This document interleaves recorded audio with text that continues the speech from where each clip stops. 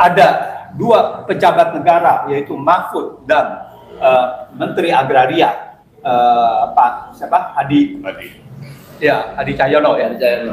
Nah, Hadi Cahyono itu mengatakan warga setempat tidak mempunyai sertifikat, jadi tidak ada hak gitu. Sekarang ditanyakan apakah mereka itu yang baru ini ada sertifikat apa tidak? Kapan diberikan HPL-nya? Itu yang harus menjadi pertanyaan rakyat. Kapan diberikan HPL itu kepada mereka? Itu pertama. Tapi kita lihat apa yang dikatakan oleh Menko Polhukam dan juga Menteri ATR Pertanahan, ini adalah tidak benar.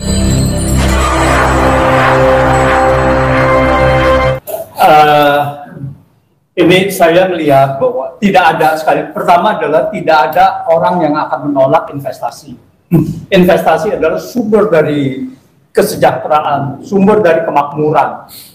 Kalau di tempat di situ ditolak investasi, itu di Rempang itu bukan investasi yang ditolak, tetapi pengusiran yang ditolak, yaitu relokasi yang dipaksakan, yaitu artinya sama juga dengan pengusiran.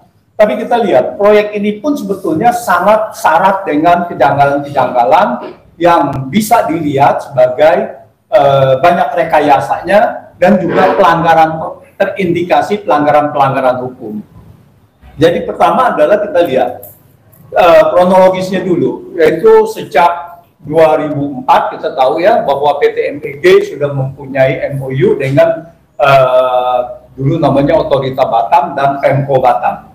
Tapi kemudian tentu saja berakhir tidak menjadi sesuatu yang signifikan, tidak menjadi proyek dan tidak ada terusannya. Tetapi kalau kita lihat 2015 PT MPG mulai menunjukkan minat lagi untuk melanjutkan proyek ini.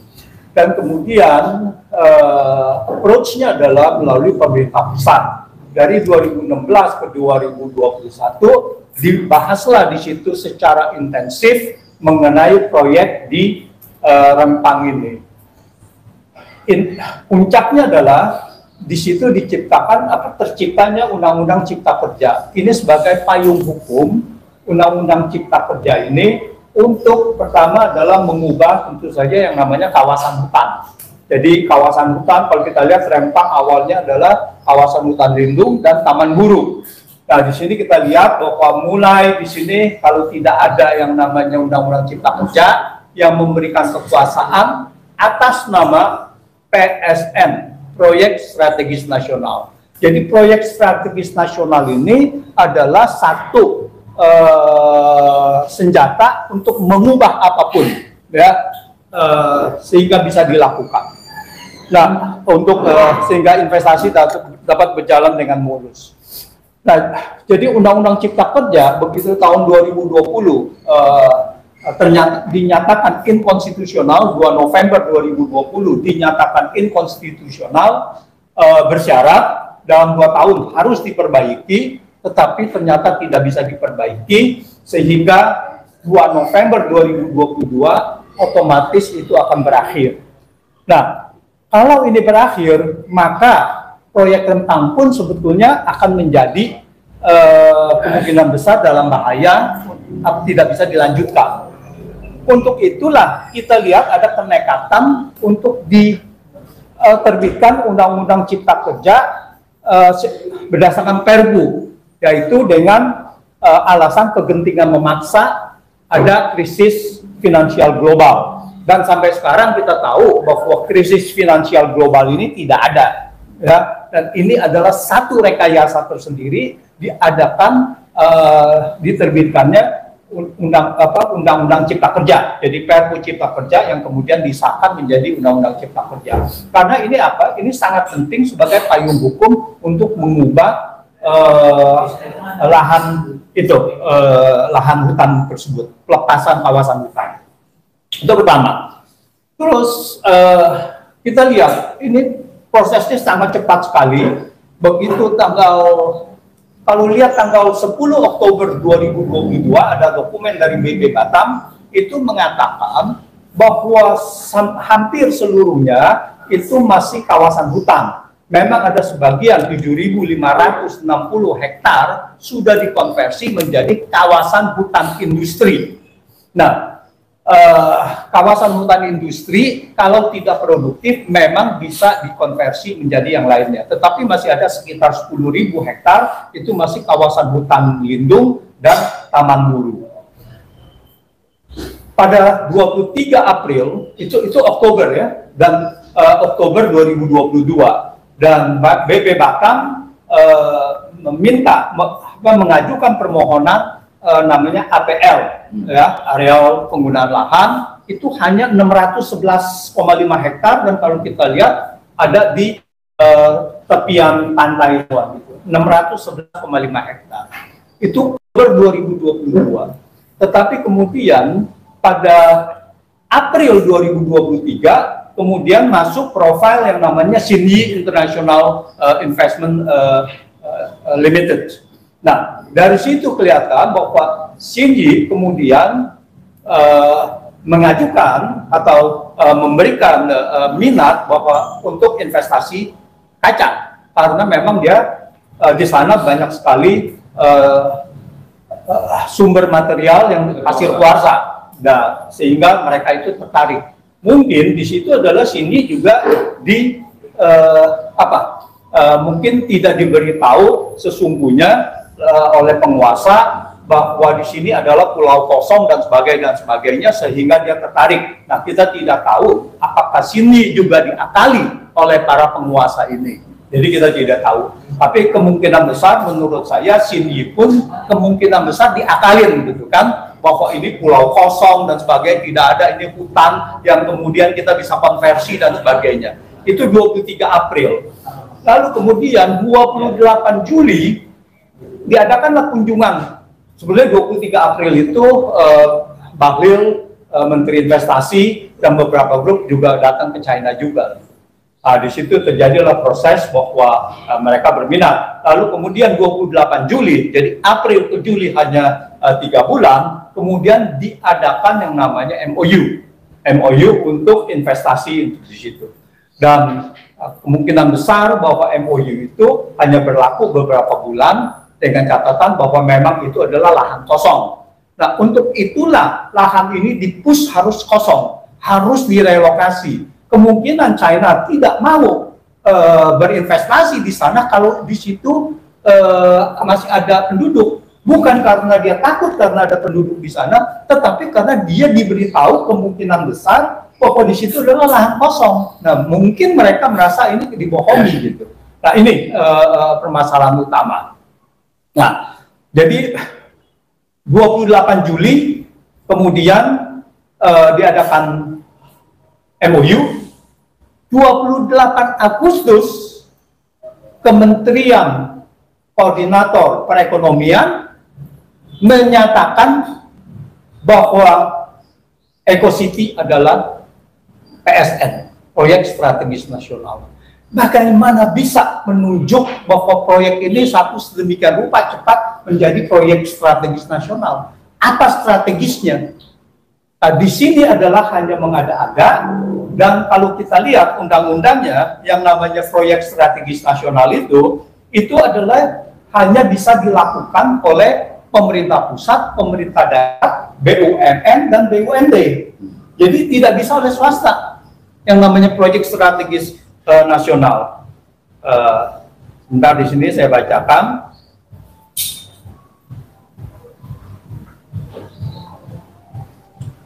Jadi pasal 173 yang bab 10-nya proyek strategis nasional itu mengatakan pemerintah pusat dan pemerintah daerah sesuai dengan kewenangannya berdasarkan norma, standar, prosedur dan kriteria yang ditetapkan oleh pemerintah pusat bertanggung jawab dalam menyediakan lahan dan perizinan berusaha bagi proyek strategis nasional dari pemerintah pusat, pemerintah daerah, badan usaha milik negara, dan badan usaha milik daerah.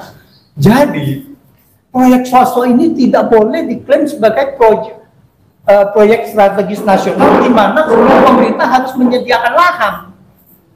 Nah, ini adalah satu kejanggalan yang perlu diusut, apa strategis nasionalnya. Kalau ini bisa dilakukan, maka pemerintah bisa mengklaim 100 proyek strategis nasional yang merugikan rakyat, 1000 proyek strategis nasional yang merugikan rakyat dengan alasan ini.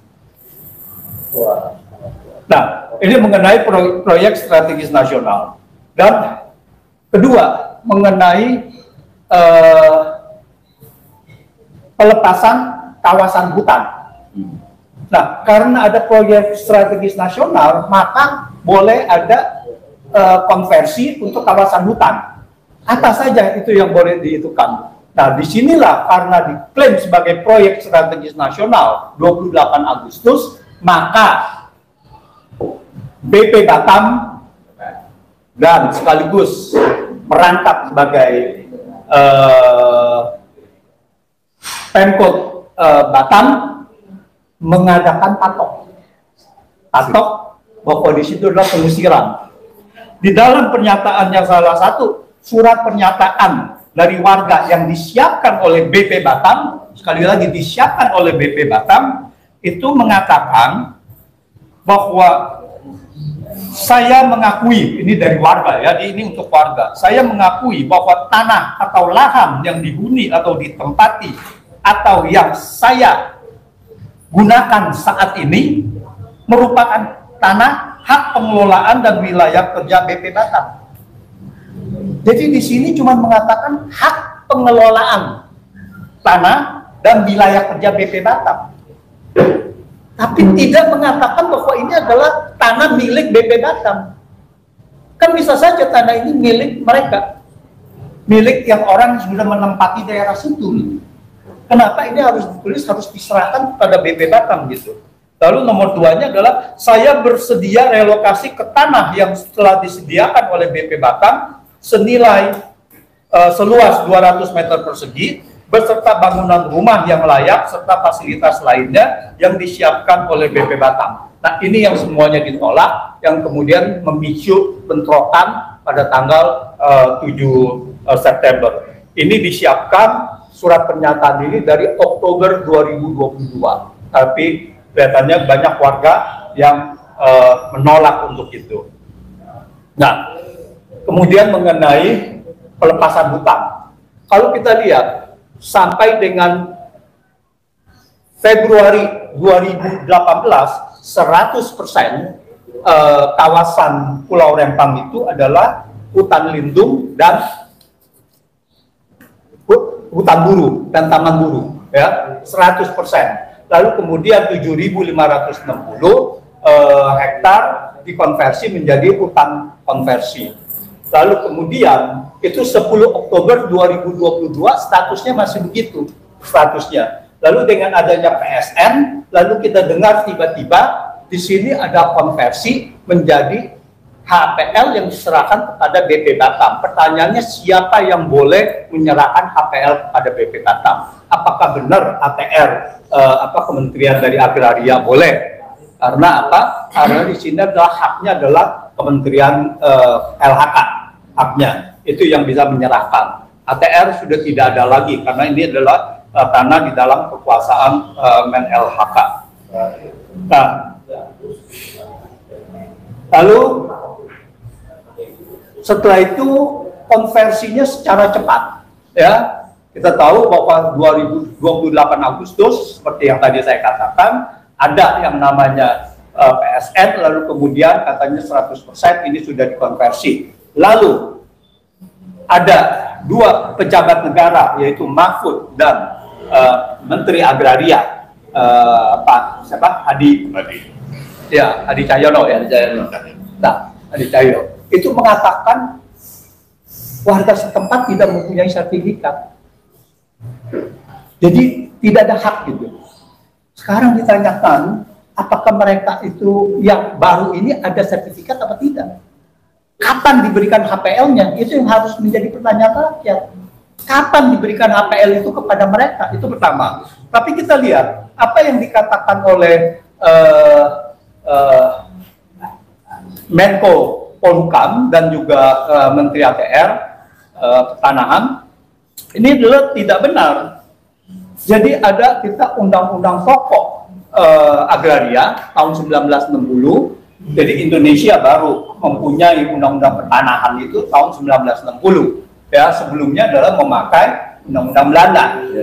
Nah, tapi kemudian di dalam pasal 5 lalu mengatakan begini, hukum agraria yang berlaku atas bumi, air, dan ruang angkasa ialah hukum adat sepanjang tidak bertentangan dengan kepentingan nasional dan negara yang berdasarkan asas persatuan bangsa dengan sosialisme Indonesia.